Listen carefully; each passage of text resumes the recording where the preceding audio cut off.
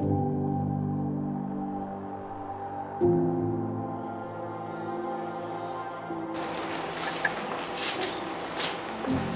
verset 6, puis nous allons prendre le verset 8 à 10, et puis nous allons terminer avec verset 20 à 22. Hébreux chapitre 11, verset 6, et puis du verset 8 à 10, et puis nous allons prendre le verset 20 à 22. Quelqu'un est prêt ce matin? Amen. Oh, j'aimerais rappeler déjà à quelqu'un qu'il faut avoir ta Bible. Il faut avoir ta Bible. Il faut avoir un carnet. Parce que non seulement nous sommes dans l'église, mais nous sommes aussi à l'école. Amen. Amen. Nous lisons au nom de Jésus-Christ. Or, sans la foi, il est impossible de lui être agréable. Car il faut que celui qui s'approche de Dieu croit que Dieu existe et qu'il est les rémunérateurs de ceux qui les cherchent. Amen. De 8 à 10, c'est par la foi qu'Abraham, lors de sa vocation, obéit et partit pour un lieu qu'il devrait recevoir en héritage, et qu'il partit sans savoir où il allait. C'est par la foi qu'il vint s'établir dans la terre promise, comme dans une terre étrangère, habitant sous des tentes, ainsi qu'Isaac et Jacob, les co-héritiers de la même promesse. Car ils attendaient la cité qui a des solides fondements, celle dont Dieu est l'architecte et les constructeurs. Aïe, aïe, aïe, aïe, aïe, aïe, aïe, aïe, aïe, aïe, aïe, aïe, aïe. Verset 20 à 22. C'est par la foi qu'Isaac bénit Jacob et Ésaü, en vue des choses à venir. C'est par la foi que Jacob, mourant, bénit chacun des enfants de Joseph, et qu'il adora, appuyé sur l'extrémité de son bâton. Verset 22, enfin, c'est par la foi que Joseph, mourant, fit mention de la sortie des fils d'Israël, et qu'il donna des ordres au sujet de ses eaux. Yes.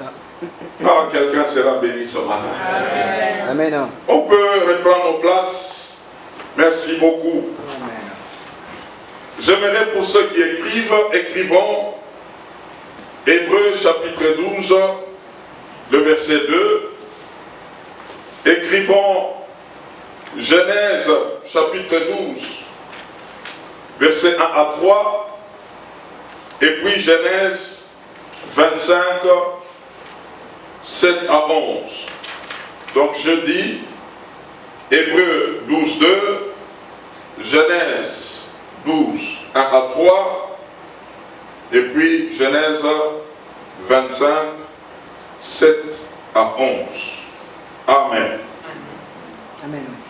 Nous sommes en train de clôturer notre séminaire. Nous avions commencé depuis vendredi autour du thème avec Christ, rien n'est impossible.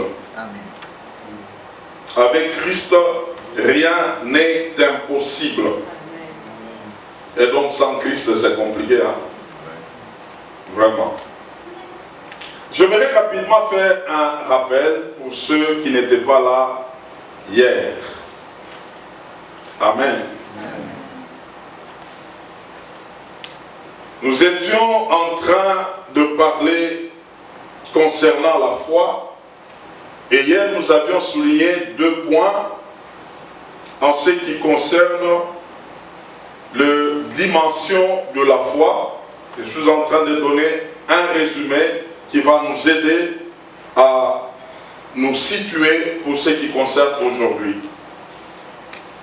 Nous avions souligné 2 dimensions de foi. Premièrement, nous avions parlé de la foi tout court.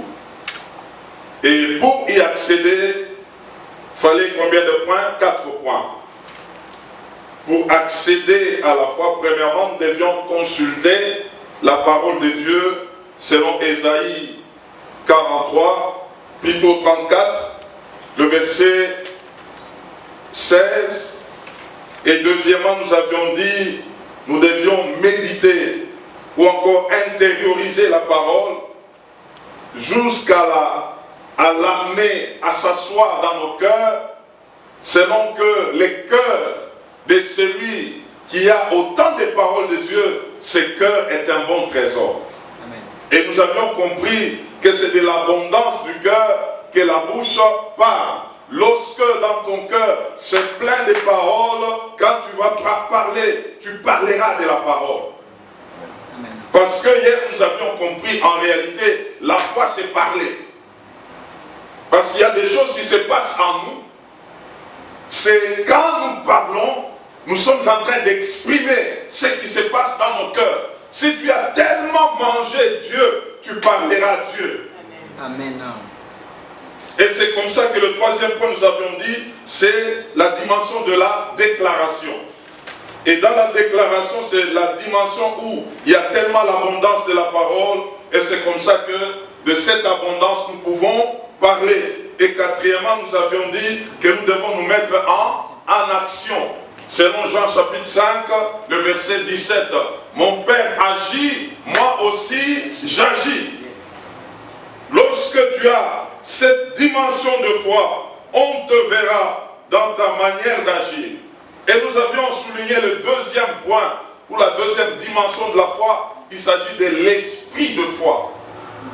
Et quant à l'esprit de foi, nous avions dit comment y accéder.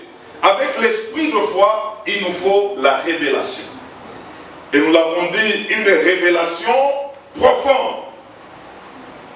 Et comment arriver à cette dimension de révélation profonde? Lorsque nous commençons à entendre directement la voix de Dieu. Alléluia. Amen. Et nous avions souligné comment entendre directement la voix de Dieu. Nous avions souligné combien de points? 3 points. Premièrement, nous devons aller au niveau premier de la foi tout court, c'est-à-dire quelqu'un qui est en contact avec la parole de Dieu. Il l'apprend, il travaille sur cette parole, il la médite. Cette parole commencera à résonner en lui, jusqu'à l'amener à la comprendre autrement. Et c'est cela que nous avions parlé du réma. Lorsque tu as l'abondance de la parole de Dieu en toi, le Saint-Esprit peut te conduire sur une parole et tu la comprends autrement. Elle devient ta parole à toi. Elle devient ton écriture. Et nous avions souligné, deuxièmement, lorsque nous nous connectons au Saint-Esprit d'une manière surnaturelle. Nous commençons à prier en esprit. Pendant que tu es en train de prier en esprit, tu as l'abondance de la parole de Dieu. Et les Job 33, verset 14 à 18 sera ton partage. Où nous disons, Dieu parle tantôt d'une manière, tantôt d'une autre. Mais beaucoup n'en prennent pas garde. Mais si toi tu es connecté à Dieu, tu commenceras à prendre garde à la parole de Dieu. Tu comprendras que ça c'est Dieu qui t'a parlé. Yes. Et hier nous avions dit, il y a beaucoup de gens à qui Dieu avait déjà parlé. Dans beaucoup de domaines de nos vies, quelque part Dieu t'avait déjà parlé. Mais le problème, tu n'avais pas saisi. Dieu peut te parler de plusieurs manières lorsque tu es connecté à lui. Et c'est ce qui va nous amener dans la troisième dimension où nous allons accéder à un nouveau style de vie. Tu commences à marcher selon ce que Dieu t'a dit. Alléluia. Dieu peut te parler par des songes, par des visions, par des circonstances, par des avertissements. Tu peux entrer dans le bus, Dieu te parle. Tu peux ouvrir ta télé, Dieu te parle. C'est lorsque tu es connecté à lui par ton esprit, toutes les circonstances, les voix qui commencent à se présenter devant toi, c'est Dieu qui est en train de te parler. Amen. Et tu commences à saisir le langage de Dieu. Alléluia. Et c'est par là où tu vas commencer maintenant à agir dans un nouveau style de vie où les Galates chapitre 1 verset 10 va se manifester en toi. Tu commenceras à chercher que la faveur de Dieu. Tu vas commencer à chercher à plaire à Dieu. Amen. Parce que c'est lui qui t'a parlé, c'est lui qui t'a orienté. Tu commences à les faire selon lui. Yes. Yes. Et nous avions souligné hier que chaque enfant de Dieu a une mesure de foi. Le fait que tu es là, c'est ta foi qui t'a amené ici. Tu as cru que là quelque chose peut se passer pour moi. Et nous avions dit, il y a des degrés de foi. C'est là le problème. Parce que la foi ne grandit pas par la prière, la foi grandit par les exercices spirituels. De plus en plus tu es en train de t'exercer dans ce que Dieu dit, en obéissant cela, en faisant cela, tu es en train de faire quoi? De croître dans la foi. C'est pourquoi tu peux commencer avec une petite foi. Si tu t'appliques, ta foi peut commencer à faire quoi? À grandir. Nous avions vu avec Pierre, il a commencé par Jésus, dit la parole, je viens. Et il a fini par lui-même en train de dire des paroles et que les choses s'accomplissaient. Et la volonté de Dieu est que toi aussi, tu commences à opérer par la foi. Alléluia. Maintenant, aujourd'hui, nous voulons clôturer. Et ce matin, cette parole va t'amener à une autre dimension. Dans Hébreux chapitre 11 et le verset 6, on nous dit, or sans la foi, est-ce qu'on peut reprendre ça? Or sans la foi, il est impossible de lui être agréable. Alléluia. Il est impossible de lui être agréable sans la foi. Et donc j'aimerais dire encore autrement ce passage. Sans faire ce que Dieu te demande de faire, tu ne lui seras pas agréable. Yes. Alors, dans la foi, il y a une dimension, il y a quelque chose de très important que l'homme doit observer. Il s'agit de l'obéissance. Dites après moi, obéissance. Obéissance. Obéissance. Obéissance. C'est ton obéissance qui doit booster ta foi. Parce que la foi, en réalité, c'est une réponse de l'homme à la demande de Dieu. C'est une réponse de l'homme à l'instruction divine. C'est que l'homme est appelé à faire quoi? À obéir à Dieu. Il est en train d'exercer la foi. Le texte de Hébreux 11 que nous venons de lire, à partir du verset 8, on nous dit par la foi, c'est par la foi qu'Abraham, lors de sa vocation, obéit et parti vers un lieu que Abraham ne connaissait pas. Alléluia. Je méditais sur cette parole. J'ai trouvé que cet homme avait compris quelque chose. Dieu lui parle, sors de ton pays, sors de ta patrie, vers un lieu que je vais te montrer. Dieu n'avait pas montré les lieux à Abraham. Mais Dieu lui a seulement dit de faire quoi? De sortir. Et quand on obéit, Dieu fera sa part.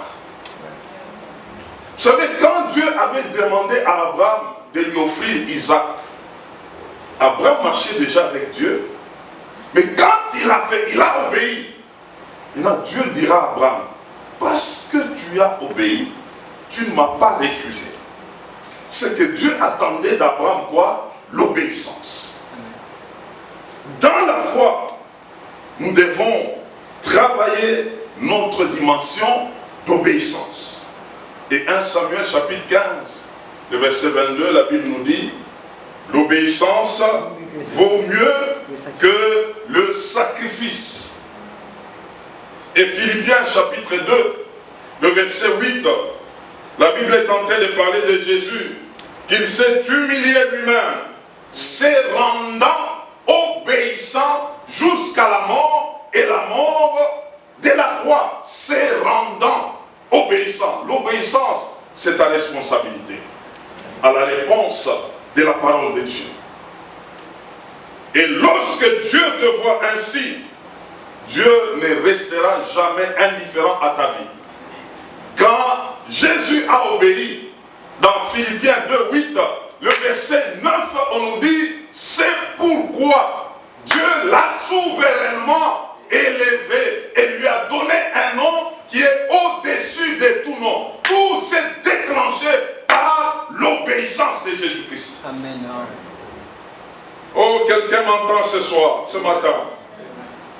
Abraham a obéi en quittant sa patrie. Abraham n'était pas seul. Abraham avait une femme. Abraham avait des serviteurs. Mais Abraham a répondu à l'appel de Dieu où il devrait quitter. Mais pour aller où? Vers un lieu qu'il ne connaissait pas. Alors je me suis imaginé Sarah à côté d'Abraham. Abraham qui commence à parler, lui dit, on doit fermer les bagages. On ferme les bagages, on doit partir. Mais Sarah demande, on va où? Alors j'ai compris, heureusement pour eux, Sarah appelait Moïse, appelait Abraham, mon Seigneur. C'est qu'elle pouvait dire, oui mon Seigneur, j'obéis à ce que tu as reçu de la part de Dieu. Mais aujourd'hui, c'est très compliqué. C'est très compliqué. Tu parles français comme ça, l'autre parle français comme ça. Où est-ce qu'on va aller? Montre-moi d'abord où est-ce qu'on va. C'est où, c'est comment, on a préparé le logement, qu'est-ce qu'on a fait, comment on va manger, ça va se passer comment? Explique-moi d'abord. Si tu ne m'expliques pas l'affaire de ton Dieu là, ça sera pour toi-même. Je ne veux pas bouger. Ou bien toi-même pars. Moi je vais voir d'abord après. Mais Abraham s'élève. Il dit à Sarah, Dieu m'a parlé, une parole directe. On doit fermer les bagages, nous devons partir. Partir où? Il va nous dire lui-même, là où nous irons. Mais d'abord, commençons à faire quoi? À partir. Amen. Ça, c'est la foi où il y a l'obéissance là-dedans. Et pendant qu'il partait, c'est par là que Abraham, pendant le parcours, il a compris où est-ce que Dieu les a menés. Alors, il y a quelque chose, et j'aimerais ce matin que tu comprennes la chose là. Abraham, quand il est parti, il avait des promesses. Suivez-moi très bien. Parmi les promesses, Dieu avait dit à Abraham, je te bénirai, je rendrai ton nom grand, celui qui te maudira sera maudit. Mais Dieu lui a dit quelque chose. J'aimerais qu'on dise ça. Nous sommes toujours dans Hébreux 11 là, mais dans le verset 10. Ça a bouleversé ma vie. Et je dirais même, si je prêche l'évangile, c'est à cause de ça. Si j'ai mon appel, c'est à cause de ça. Verset 10. Abraham a capté quelque chose. Et c'est la chose qui pouvait mettre Abraham en mouvement sans savoir où il allait. Est-ce que nous sommes là? Car, est-ce qu'on peut lire? Car il attendait la cité qui a des solides fondements, celle dont Dieu est l'architecte et les constructeurs. Wow. Dieu dit à Abraham, quittez votre patrie, allez vers les lieux où je te montrerai. Je vais te donner des choses sur la terre. Tu auras beaucoup de choses. Mais Abraham, je suis moi-même en train de construire une cité. Moi-même, je suis l'architecte de cette cité. Je suis le constructeur de cette cité. Amen.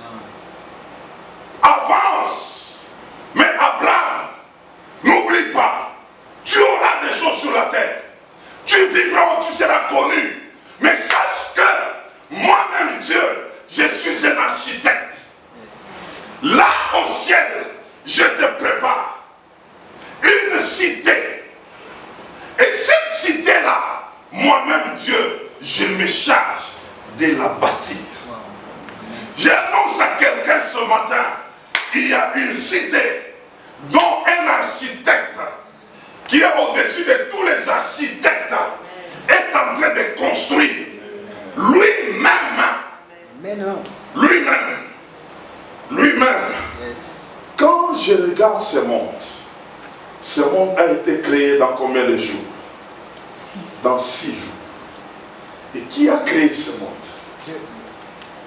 Le premier jour, il a créé. Quand nous regardons l'univers, nous regardons les eaux, nous regardons les étoiles, nous regardons l'atmosphère, les saisons, nous regardons comment est-ce que les oiseaux, on peut comprendre qu'il y a un créateur. Yes. Il y a quelqu'un qui a conçu ce monde. Amen. Mais écoutez-moi bien, il a fait dans combien de jours?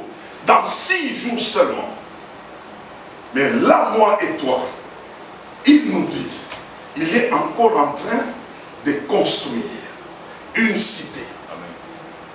Alors Abraham, quand il a compris, mais Dieu lui dit, sors, va, tout ce que tu fais, fais-le en attendant la cité que je suis en train de te bâtir. Alors Abraham s'est dit, je peux quitter de là où je suis, je peux perdre ce que je peux perdre, je suis en train d'aller vers une cité que lui-même est en train de bâtir. Même si je perdais quelque chose ici, mais la cité est là.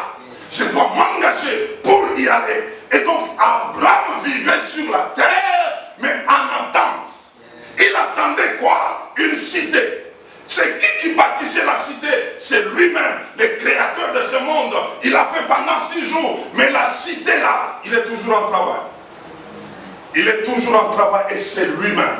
Abraham, quand il a compris, frère, il s'est dit, je peux m'en aller. Je ne perdrai rien. Amen.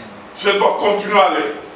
Même si j'arrive quelque part, il me dit, quitte les lieux, avance encore. Il dit, je ne perdrai rien. Amen. Parce qu'il y a une attente. J'attends une cité. Yes.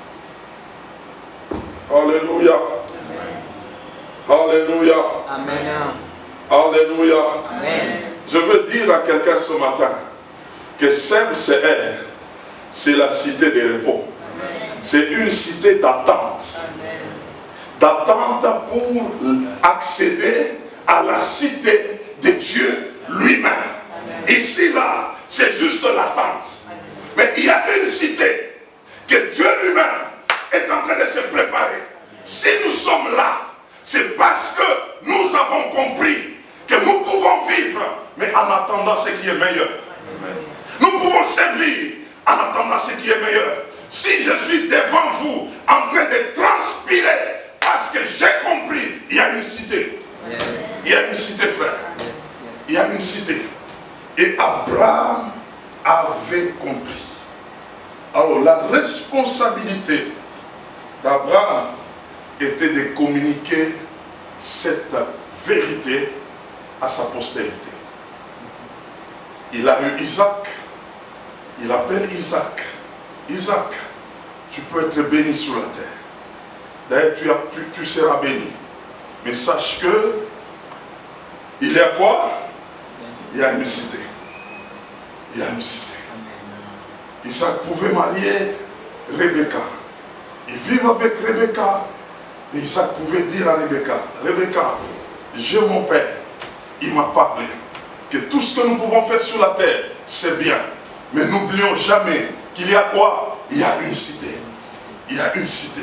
Il y a une cité. Isaac pouvait avoir Jacob et Esaü. Et quand il était avec eux, il pouvait parler avec eux. Il pouvait leur dire, travaillez comme vous voulez. Mais n'oubliez jamais qu'il y a quoi? Il y a une cité. Il y a une cité. Et c'était quelque chose qui était devenu leur héritage. Ah, demande un peu à ton voisin. Et quand tu es ici sur la terre, là, tu vis là, tu attends quoi? Qu'est-ce que tu attends? Aïe, aïe, aïe, aïe, aïe, aïe, aïe, aïe, aïe, aïe, aïe, aïe, aïe. Aïe, aïe, aïe, aïe.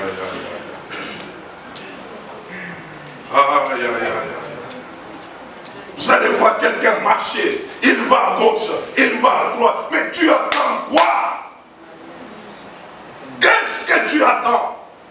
Vous savez, Abraham était appelé à 75 ans. Abraham est mort à 175 ans. Donc il a vécu, après son appel, combien d'années? 100 ans.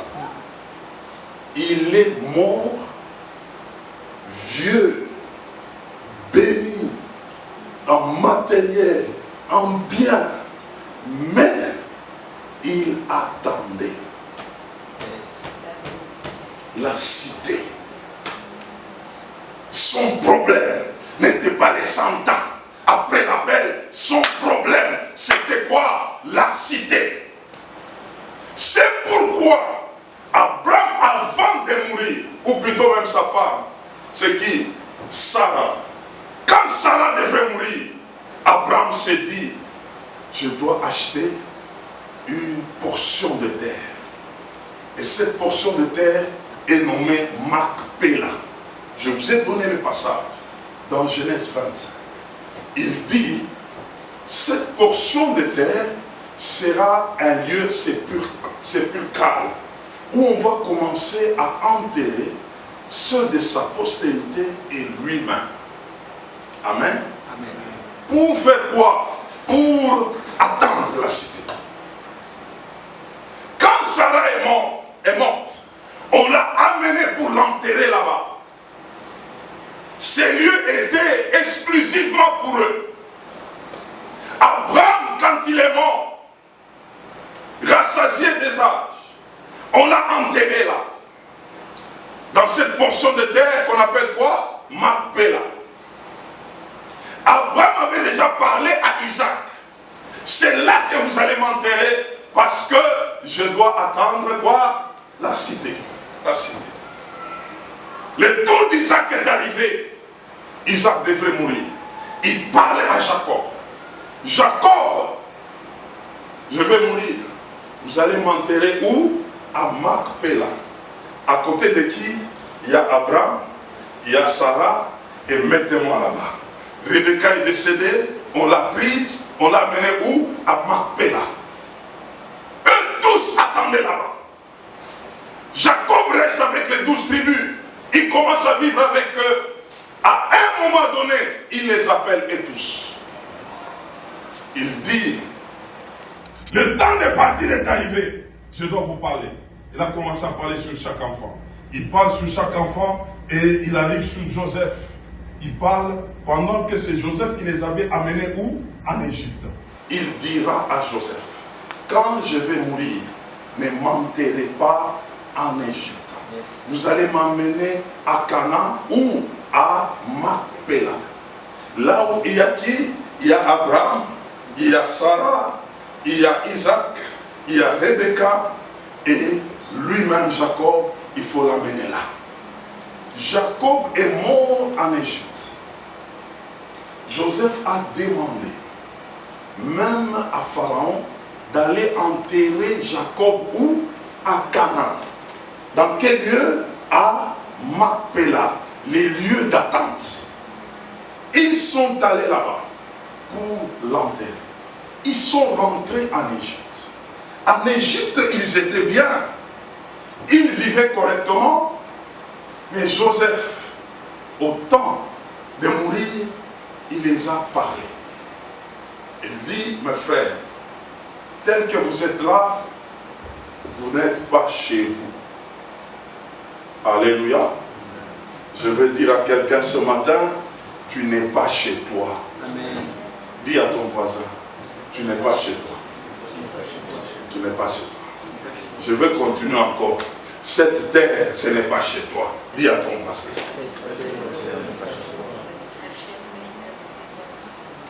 Il y a des gens qui vivent sur la terre comme s'ils étaient chez eux.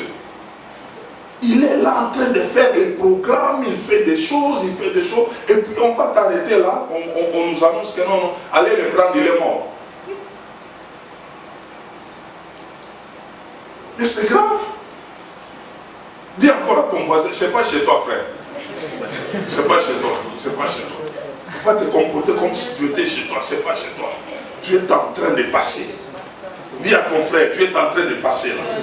Tu es en train de passer. Ce n'est pas chez toi. Christ, c'est pas chez toi.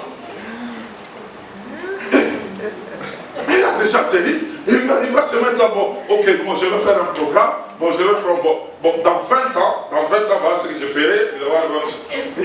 Frère, qui t'a dit que c'est chez toi? Mais demande au propriétaire. Dis un peu à ton voisin, mais un peu d'humilité quand même.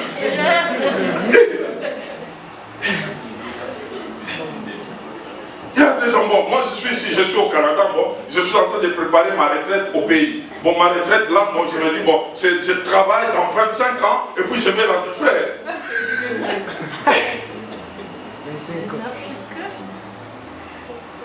Comprenons les choses. Comprenons les choses. Joseph leur avait dit, ce n'est pas chez vous. Yes. Chez vous, c'est à Canaan. Yes. Sur la tête de la promesse. Et il leur dira, quand je vais mourir, vous allez m'enterrer, mais vous allez garder mes os. Quand vous quitterez pour aller là-bas, prenez aussi mes os. Traversez aussi avec mes os. Joseph a parlé, il a prophétisé sur le départ du peuple de Dieu. Ils doivent retrouver Canaan, ils doivent retrouver Macpéla. Et Joseph, qui savait bien ces choses, il était premier ministre, frère. Il avait tout le moyen. Il avait les escortes. Il avait l'influence. Mais Joseph savait que tout ce qu'il faisait en Égypte, ce n'était pas chez lui. Amen. Ce n'est pas qu'il était pauvre. Il avait tout le moyen. Mais il savait que l'Égypte, ce n'est pas chez lui. Je te dis que ce monde, ce n'est pas chez toi. Prépare-toi. Il y a une cité dont l'architecte lui-même, c'est notre Dieu. Il est en travail pour ça, pour que tu passes ton éternité. Comprends bien ces choses. Joseph a parlé de ses eaux. Aïe, aïe, aïe, aïe, aïe, aïe, aïe, aïe. Il est mort. On l'a enterré en Égypte. Sa femme, Asnath, la fille de Potiphéra, l'Égyptien. Joseph, c'est Pharaon qui l'a donné cette femme. Pour lui dire, on change ton nom, tu deviens de l'Égypte, on te donne même une femme de l'Égypte, tu restes là. Quand bien même il avait une femme de l'Égypte, il n'était pas égyptien. Yes. Ce n'était pas chez lui. Joseph avait dit, pour moi, vous allez prendre mes os. Vous allez partir avec. La promesse était là. La parole de la foi de Joseph était là. Yes. 10 années plus tard, Dieu suscite Moïse. Moïse, il rencontre Pharaon. Il parle avec Pharaon. Il dit à Pharaon, Pharaon, on doit quitter, on doit partir. On doit aller vers la terre de la promesse. Pharaon a résisté, nous connaissons l'histoire. Et Pharaon a fini par céder. Pendant qu'il se préparait pour partir, il y a quelqu'un qui s'est levé. Et il dit, Joseph avait parlé. Il avait dit, quand ce sera le départ, il faut aussi retirer ses os. Et partir avec. Traverser avec. Je me l'ai dit ce matin, les os de Joseph avaient traversé la mer Rouge. Oh, il était déjà enterré de l'autre côté. Et là où on a enterré Joseph, il y avait Joseph, il y avait Asnath. Mais ces jours-là, on avait sorti que les os de Joseph et on a laissé les os d'Asnath. J'aimerais te dire, l'enlèvement vient. Yes. Ceux seulement qui ont la foi en Christ, c'est seulement eux dont les os seront sortis. On va les sortir et on va les amener dans les lieux célestes. La femme de Joseph était avec Joseph, mangeait avec Joseph, vivait avec Joseph. Mais pour la terre promise, ses os sont restés en Égypte. Mon frère, tu peux vivre vivre avec quelqu'un qui est sauvé. Mais toi, tu es en train de faire ta vie. Mais lorsque la trompette va sonner, des deux, l'un prendra le départ, l'autre va rester. Même si vous dormez ensemble, frère, si tel n'est pas dans la foi et l'autre, il est dans la foi, ces jours-là, ça sera la séparation. Comme Joseph, on a pris ses os, on est parti avec. L'enlèvement, c'est une réalité. Le monde nous a aveuglés. Le monde nous a aveuglés. Et tout ce qu'on fait, on travaille pour la terre. On travaille pour investir dans les choses de la terre. Mais Abraham, quand bien même il avait autant de choses, Abraham n'avait pas oublié. Il attendait quoi? La cité. Il attendait la cité. Il attendait la cité. Ce matin, j'aimerais te dire, ça ne vaut pas la peine de travailler comme tu travailles sans te préparer par rapport à la cité. Ça sera un travail vain. Ça sera un travail vain. Mon frère, tu m'entends? Ça sera un travail vain. Même quand tu peux dire, non, je suis busy. Tu es busy, mais c'est pour quelle attente? C'est pour quelle attente? Il y a une cité. Il y a une cité dont l'architecte lui-même, c'est notre Dieu. Amen. Le constructeur lui-même, c'est notre Dieu. C'est par la foi qu'il a déclaré ainsi. Ce monde a été fait par la parole de Dieu. C'est la parole de Dieu qui a façonné ce monde. Le premier jour jusqu'au 6e jour. Et c'est même Dieu est en train de nous dire qu'il est en train de préparer une cité. C'est que ce n'est pas de la blague. Ce n'est pas de la blague. Et si quelqu'un comprend ces choses, sa façon de servir Dieu va changer. Sa façon d'aborder le monde va changer. Je veux te dire ce matin, tu peux tout perdre, mais ne perds jamais la cité. Amen. Amen. Jamais la cité. Tu peux être célèbre, tu peux faire autant de buzz, mais il y a une cité. Il y a une cité. Il y a une cité. C'est cet évangile qui m'avait bouleversé. Je vous dis la vérité. Où je pouvais quitter comme Abraham, sans savoir où je devais aller. Je me suis impliqué dans cet évangile à 22 ans, quand j'ai compris ces choses. Je dis, sur la terre, on peut me jeter des pierres. On peut dire tout ce qu'on peut dire. Mais j'ai vu, il y a quelqu'un qui est en train de préparer quelque chose. Il est en train de préparer la chose. S'il y a un héritage que tu peux léguer à ta postérité, c'est la cité. Amen. C'est la cité. Et aujourd'hui, la nuit, quand je dormais, parce que quand on m'a terminé hier, le travail d'hier, j'étais fatigué. Je parlais avec mon épouse, j'ai dit, je n'ai même pas encore reçu le message d'aujourd'hui, le dimanche. Elle m'a même dit, non, ça va venir, on va se reposer. Et c'était de nuit que ce message m'a réveillé. J'entends, je vous ai parlé d'entendre quoi? La voix de Dieu. Et la voix de Dieu a commencé à me parler. Il me dit, il faut que tu parles sur la course à relais. J'ai dit, course à relais, c'est quoi? Comment je vais aborder ça? C'est ce que j'ai entendu. Je me réveille à 4 h du matin, je vais au salon, je commence à prier en langue, je dis course à relais, course à relais. Et maintenant, on me conduit vers Hébreux 11, on me dit Abraham, Isaac, Jacob, Joseph, ils ont fait la course à relais. Tel a communiqué à l'autre, vis, mais n'oublie pas. L'autre a dit à l'autre, tu peux tout avoir, mais n'oublie pas. N'oublie pas quoi? La cité. La cité. La cité. Si tu peux faire cette course à relais, que tu aies des enfants, tu commences à leur parler. Ayez tout ce que vous pouvez avoir. Je veux dire à quelqu'un, le Canada, ce n'est pas le ciel. Amen. Ce n'est pas le ciel. Amen. Ce n'est pas le ciel. Il y a une cité qui est plus que le Canada. Yes. Ce n'est qu'un lieu de passage. Et cité de repos, ce n'est pas la cité. Ce n'est qu'un lieu d'attente. C'est pourquoi c'est ici où on va vous communiquer ces choses.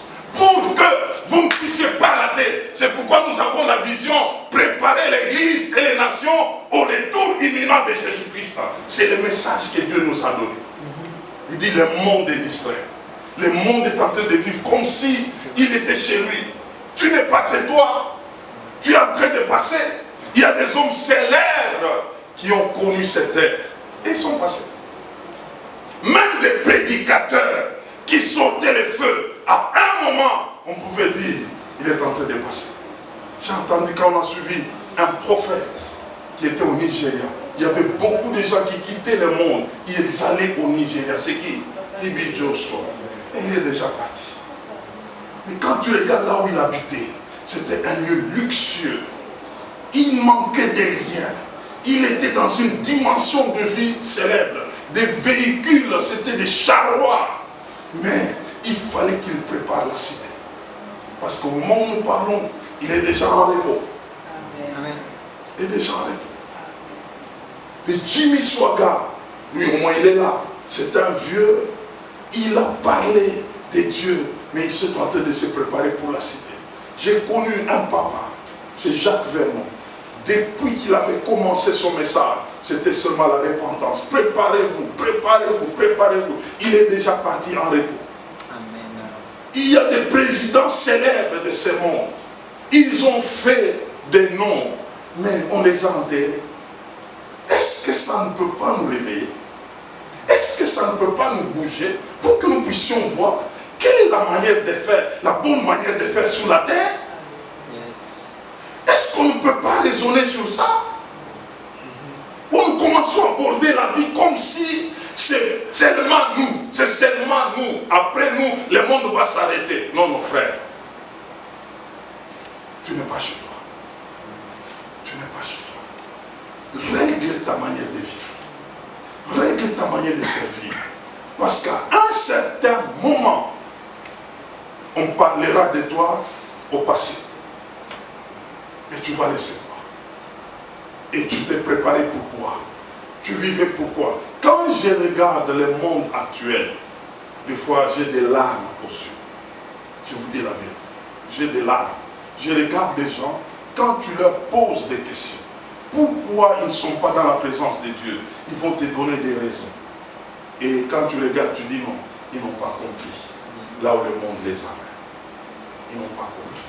Ils n'ont pas encore découvert. Si tu découvres, tu feras la part des choses. Amen. Tu feras la part des choses. Yes. Et personne ne peut t'arrêter. À l'heure qu'il est, si quelqu'un venait ici avec une arme, il me dit renonce à Jésus ou bien je te tue, vous allez voir quelqu'un tomber ici. Parce que je ne peux pas renoncer. Amen. J'ai déjà vu la cité. Amen. Je l'ai déjà vu. Yes. Je l'ai déjà vu. Yes. Quelle est ta motivation quand tu sers Dieu? La cité, frère. C'est ça. La cité. C'est ça. La cité. C'est bien. Je ne suis pas contre. Tu peux laisser un héritage aux enfants. L'héritage de biens, l'héritage de maisons, c'est bien. C'est pour un dépannage. Mais il y a un héritage des héritages. Alléluia. C'est la cité. Amen. La cité. Yes. La cité. C'était ça la course à relais que Dieu avait communiqué à Abraham. Il dit Abraham, moi-même, je suis l'architecte. Moi-même, les constructeurs. Quitte. Il y a une cité là-bas, Abraham dit, Sarah, ici là, il n'y a pas à raisonner. Même si nous perdons tout, mais là au moins, c'est une assurance. Allons-y. Isaac, je veux partir. Ne fais rien d'autre sinon préparer la cité. Isaac regarde Jacob. Frère, c'est comme ça que ces gens pouvaient rester fermes dans la foi. C'était une dimension de fermeté telle que ils ont entendu. Nous avons parlé avec vous. La foi, c'est quoi? C'est parler. Obéir maintenant à ce qui est dit. Ils ont tenu parole. C'était ça la force de ces gens-là. Ils se sont dit, tout sauf ça. Prenez tout ce que vous voulez, sauf ça. Et c'est comme ça qu'ils se sont mis à léguer l'héritage de la foi. Tel a parlé à l'autre, tel a parlé à l'autre, tel a parlé à l'autre. Et eux tous, ils ont fait une chaîne. Et aujourd'hui, on peut parler des dieux d'Abraham, d'Isaac, Jacob, des dieux de Joseph. Parce que ces gens ont gardé l'héritage. Yes, yes, yes. Héritage de quoi? La cité. Christ. La cité. La cité. Si tu es ici à Cité de Repos, Dieu va te bénir matériellement, financièrement. Il peut te donner un nom, mais ce n'est pas tout. Yes. Ça, ce n'est que des petits dépannages, frère. Si tu es là, le but de cette église, c'est pour te dire, il y a une cité. Il y a une cité. Il y a une cité. Il y a une cité. Le mariage n'est pas mauvais. Tu peux te marier, frère. On fera les ping-pong, ping-pong, ping-pong. Mais après, on va te rappeler à l'oreille. Il y a une cité. Il y a une cité. Il y a une cité. Il y a une cité. Amen. Quand tu saisis ça, frère, on ne peut pas t'exhorter à évangéliser. Amen. On ne peut pas t'exhorter à gagner une âme. Yes, yes. On ne peut pas t'exhorter à venir à l'église. On ne peut pas t'exhorter à servir. Mais aujourd'hui, rappelez-vous que c'est le plus facile. Hein? C'est le plus facile. Hein? On commence à dire, mais frère, viens à l'église, non? Mais viens, non? Mais, demain c'est dimanche. Hein?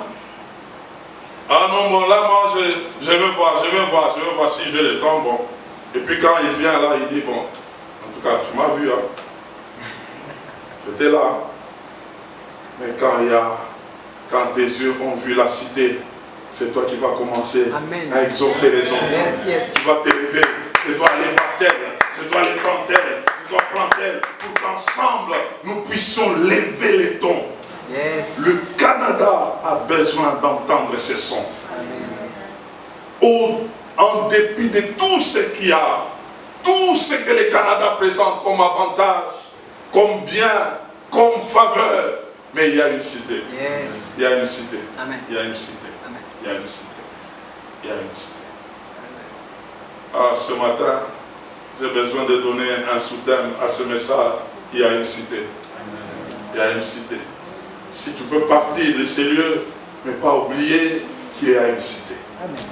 Tu peux aller là où tu vas, on te demande, tu viens de l'église, qu'est-ce qu'on t'a prêché? Tu peux dire, on m'a dit, il y a une cité. Il y a une cité. Il y a une cité. Je dis à quelqu'un, il y a une cité. Je dis à quelqu'un, il y a une cité. Je dis à quelqu'un, il y a une cité. Il y a une cité. Il y a une cité. Tu es ambitieux, c'est bien. Tu fais de grandes choses, c'est bien. Tu es intelligent, c'est bien. Mais je te dis ce matin, il y a une cité. Il y a une cité, il y a une cité, et ça a bouleversé la vie de tous les patriarches. Ils pouvaient avancer, mais n'oubliant jamais qu'il y a une cité. Yes. Il y a une cité. Yes. Il y a une cité. Je vous ai dit, Abraham est mort à 175 ans. Je ne crois pas, si toi tu vas arriver à 175 ans, je ne crois pas. Mais lui, malgré les 175 ans, il attendait la cité. Il attendait la cité. Il attendait la cité. Mais si tu dis à quelqu'un ce matin, tu peux mourir demain, il dit non, non, moi je ne vais pas mourir, je vais vivre. Tu veux vivre pourquoi? Tu veux vivre pourquoi? Tu attends quoi? Tu attends quoi? Tu attends quoi? Tu attends quoi? Qu'est-ce qui te retient sur la terre? Et moi je sais une chose, il y a une cité. Amen. Si Dieu nous maintient en vie jusqu'à aujourd'hui, parce qu'il y a une cité. Nous sommes en train d'annoncer encore qu'il y a une cité. Si je veux rester avec les souffles de vie, c'est pour que je continue à parler en disant, il y a une cité, il y a une cité, il y a une cité. Si je peux voyager dans le monde entier, c'est pour dire, il y a une cité, il y a une cité, il y a une cité. Amen. Il y a une cité. Oh, que ce soit ton entendement ce matin. Que ce soit la raison de ta vie ce matin. Que tu comprennes que que si Dieu t'a gardé, c'est parce qu'il y a ce message que tu dois annoncer. Il y a une cité. Ce message, même à Trigo, tu peux lui dire. Yes. Yes. Même à l'ego, tu peux lui dire. Il peut avoir des millions, il est millionnaire, mais tu arrives, tu lui dis, tu as des bâtiments, tu as des comptes en banque, mais je voudrais te dire, il y a une cité. Quelle est ta position par rapport à la cité là?